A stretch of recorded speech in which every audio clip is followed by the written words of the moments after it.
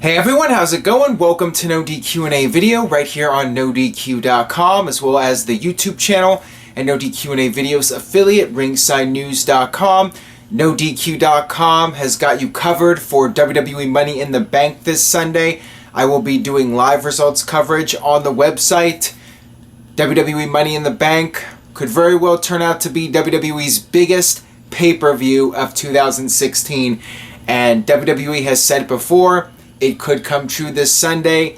Anything can happen in WWE. We'll see what happens on Sunday. But make sure you stay tuned to NoDQ.com for all the breaking developments. Anyways, got your questions from twitter.com/AaronRift with the hashtag PAIV. Please answer in video. First one today comes from Tommy. What do you think about the rumors that WWE is going to have 2 pay-per-views in a month? Too much? This rumor was started by Jerry Lawler, who is claiming that WWE is planning to do 2 pay-per-views a month starting in September after the draft, once the brand extension is in full force. I am not a huge fan of it.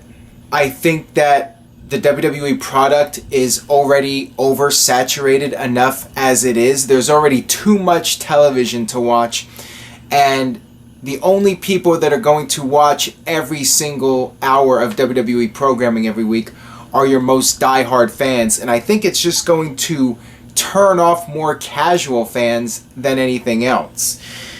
The one positive, at least from my perspective as somebody running a business, is that it's an extra WWE pay-per-view a month, and that generates more site traffic. But if wrestling's not more popular as a result, then it's only going to do so much. I just do not feel WWE should be adding more programming, whether it's free TV or network specials. I think there's already too much as there is. This one comes from J.H. Camper. Some mutterings of Kurt Angle making a brief return to WWE. How do you think WWE should book it? It's hard to say how this should be done because we really don't know if Kurt Angle will ever come back to WWE beyond a Hall of Fame induction. The big rumor, the big speculation is that Vince McMahon does not want Kurt Angle back because he doesn't want the negative publicity if something were to happen to Kurt. If he was to die under WWE's watch, that would be, from Vince's perspective, catastrophic for the company. It would make them look really bad because of the headlines that it would get. An Olympic gold medalist dying while under contract to WWE. I think that if Kurt Angle was in good health and he was able to pass a physical and WWE and Kurt Angle were able to come to terms for one match, I would love to see Kurt Angle against one of the top stars of WWE today. Somebody like a Seth Rollins or an AJ Styles, even though Angle and AJ already had matches in TNA. I'd like to see something on the WWE stage. Kurt Angle against one of the top WWE guys. Not John Cena, since we already saw Cena versus Angle years ago. Just either AJ versus Angle, or if you're going to do a fresh matchup, then Angle versus Seth Rollins. Somebody like that. I think Angle versus Brock Lesnar would be too risky, and also a match we've already seen before. With Kurt Angle's health, that might not be the wisest decision. I think that if Kurt Angle was not able to wrestle, then the next best thing would be for Angle to be the manager of the American Alpha, since the fans have been wanting that anyways. The only downside to that is that if Kurt Angle shows up on WWE television, people are going to want to see him wrestle again. And maybe that's another reason why WWE isn't bringing back Angle in any capacity. Because if he shows up on television, you know you're going to get the fans chanting one more match. And it's going to cause WWE to feel pressured to put Angle out there in a match when he might not be physically able to do it on a big stage like WWE. I mean, I'm sure he can, but of course, there's that risk of something happening to him on WWE's watch. This one comes from Nick Easy. What's your favorite Money in the Bank match, and who would you say was the worst winner? I think my favorite Money in the Bank match would be the first one, either the first or second one. Also, 2007 was good. I think starting in 2008, there was a downhill decline of the Money in the Bank matches, and I think part of that was due to WWE going in a PG direction and toning down the violence and toning down the big spots, which it's also for safety reasons as well. 2005, they did a lot of crazy stunts, and I still remember to this day Shelton Benjamin doing the run up the ladder. I thought that that was an awesome spot, and the match itself was just great, and it was the first Money in the Bank match with Edge winning. I liked 2006 with RVD winning. And there were a couple good ones too in recent years. I liked the 2011 one, the Daniel Bryan one. And there were some other ones that were good in recent years. The problem is that there's just been so many of them, it's hard to remember a lot of specific moments, and all the matches tend to blur in my head, and it's hard for me to remember specific matches. And like I said, 2005 is very memorable, just because it was the first match. As far as the worst winner, I would say Damien Sandow, because he was the only guy besides John Cena to fail to cash it in successfully. And at least with Cena, he got screwed out of the title. With Damien Sandow, he just flat out lost to John Cena, and that was the end of his push. Swagger wasn't too good of a winner, but at least he won the world title, if only for a short period of time. This one comes from Shorty Jess. Can you see the John Cena and the club going to Survivor Series and having The Rock team with Cena for helping him at Mania? I think it's unlikely. I know The Rock did compete at Survivor Series in 2012, but that was a special circumstance because it was Madison Square Garden and it was the 25th anniversary of The Rock's debut in Madison Square Garden. It was a special occasion. The timing was right for The Rock to do a match there. Now, I really don't see a point at this stage of the game for The Rock to be making any appearances other than WrestleMania. And with his schedule, I think it's very unlikely we see him wrestle besides the occasional match. The Rock's really done everything, and he came back and did everything again. He won the title, he feuded with Cena, he even wrestled at Survivor Series. I really don't see that happening unless The Rock suddenly has a lot of free time and he's like, hell, let's do some matches. I mean, that's always a possibility, but I think the odds are against it. This one comes from Angela. If Roman Reigns turns heel and works on his promos and moveset, do you think he would get over with the fans when he turns face again? Absolutely. If I was about to say The Rock, because I'm thinking of The Rock and when he turned heel when he joined the Nation of Domination. If Roman Reigns turned heel and was allowed to just do his own thing, my guess is that he would start to get over with the fans organically. The fans would start to like his character and he would be able to get over on his own rather than have the corporate machine shoving him down everybody's throats.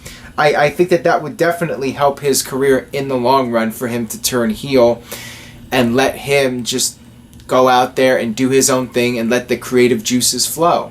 That's just my take on it. I do think that would help him, and eventually he could turn face, and this time the fans would feel like it's not being forced on them and they would be more accepting of Reigns. Oh, by the way, before I get to the next question, speaking of Roman Reigns and the fan reactions and fans getting upset about that whole thing, check out Kayfabe Candy Ass's column on NoDQ.com/columns. It's Planet Kayfabe. Make sure you check that out. I thought that was a tremendous column, and that he really sums it up well. I mean, sums it up better than I could. So check that out. Moving on here, this one comes from the anime fans. Why hasn't WWE cared for Nintendo lately? Great question. I would love to ask this question to WWE. I think it's because PlayStation and Xbox have become the premier video game systems, consoles, and Nintendo hasn't really made that much of an impact in the video game industry.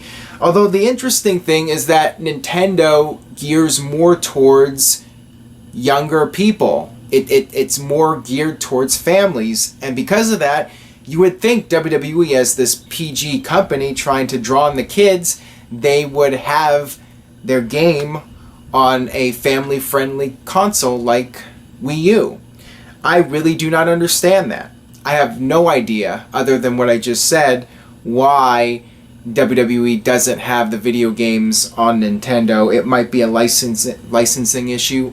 I'm not really sure. But it bugs me because I would like to play the WWE games, and I just own a Wii U. I'm not that big on video games these days, so I'm not really going to invest in a PS4 or PS5, whatever it is, and Xbox. I'm a Nintendo guy, so when there's a new WWE game on Nintendo, I'll give it a shot and play it and review it and maybe bring back a CAW league. Never say never. This one comes from David. What the hell are they doing with the women's division? That's another great question, because it seems like the women's direction is going back to the way it was before. Even though it's called the women's division now, they're having short 3-4 minute matches on Raw now, and even a couple months ago there were maybe 2 segments or even 3 segments on Raw dedicated to the women, and now we're lucky if we get one segment that has a 3 to 4 minute match. Not sure what's going on with Sasha Banks, other than the fact that they're just holding off on her until SummerSlam, and after Battleground, that's when she'll return and get back into the main storyline with Charlotte. That's what I'm assuming, at least, but beyond that, I'm really not sure what's going on with the women's division. This next one comes from Tristan Quick. If you had to pick 5 wrestlers/factions to be the primary main eventers for the next 5 years, who would you pick and who would be the heels and faces? I would pick Roman Reigns as one of those 5 guys. I would turn him heel. I would have Cesaro as one of those 5 guys, Kevin Owens as a heel, Cesaro as a face. I would have Dean Ambrose and Seth Rollins. I would have those 5 guys be the 5 guys that I build WWE around for the next 5 years. Those are the guys that I feel could make the most impact, and right behind them, guys like Sami Zayn, AJ Styles. Actually, I think I would put AJ ahead of Dean Ambrose at this point. I would put AJ in the top 5. I mean, AJ has just been, as he calls himself, phenomenal. He should definitely be in the top 5. So Dean Ambrose would have to settle for number 6 or number 7. But all the guys I just mentioned, I would definitely put a strong focus on. This one comes from Rob K. Do you think having Ricochet win the Cruiserweight Classic would be the best way to introduce him to the WWE audience? Well, this question's really a moot point, but I'll go ahead and comment on it. He's not in the Cruiserweight Classic, but I think that putting him in it would be a mistake, because he could be a big star in WWE, and the downside to being part of the tournament is that he's just thrown together with a bunch of other guys. Now, the winner of the Cruiserweight Classic could potentially gain something out of it, but it's not a guarantee. If WWE doesn't make a really big deal out of it on television, it might not end up being that huge of a deal. Time will tell if WWE really makes a big deal out of it or not. I think for somebody like Ricochet, it would be better for him to just get a strong build on NXT, have the video packages and all the hype surrounding him, and let him go in NXT and do his thing, and just do what guys like Nakamura have been doing, Samoa Joe, and build him up that way. I think that would be the most effective way for him. I think that maybe the Cruiserweight Classic would benefit somebody who isn't really that well known yet, and this will be their chance to really make a name for themselves for the first time. That's just my take. This next one comes from Ben Jarman. What are your thoughts on Moose and Roderick Strong coming to WWE? Can they succeed? I'm not that familiar with Moose. I've seen maybe 1 or 2 matches of his. Roderick Strong I did see several times in PWG, and I definitely feel that he has talent. But it's not just a matter of having the talent. It's a combination of several things. It's being in the right place at the right time, and having the right look, the right entrance music, the right push. So many different factors. I mean, there are a lot of talented guys on the indie circuit. It's just a matter of how they are used and how they are packaged and the timing and all that stuff put together to create the right recipe for success. This one comes from Sean Hodges. Longtime viewer, first time asker. Do you foresee Carmela being reunited with Enzo and Cass when she is called up? I think that it would benefit Enzo and Cass for her to be part of the group. I guess they felt that she just wasn't ready yet, but at some point they have to decide, are they going to give her the opportunity on the main roster or not? Is she just going to flounder on NXT and then they end up cutting her? I think she did add something to the group, and I like the three-person dynamic. I hope that they do give her a chance at some point and let her be reunited with Enzo and Cass and see where things go. Give it a shot. Why not? I hope it does happen, but at this point, nothing's a guarantee. Got this one from Mikey. Was Dean Ambrose originally planned to be the biggest star from The Shield? His 2013 US title run made it seem that way. All along, the plan was for Roman Reigns to be the star. He was the guy with the Samoan heritage and the most muscular guy. He was the one that the company thought had the potential to go the furthest in WWE. He was essentially the hand-picked star from day one, and that's one of the reasons why so many fans resent the Roman Reigns push, because it's not like they chose him to be a star. He was the guy that was hand-picked from day one to be a star. Dean Ambrose, I think a lot of fans thought would go the furthest just because he had the promo abilities, and being able to talk can get you very far in WWE, more than just about anything else, with the exception of looks.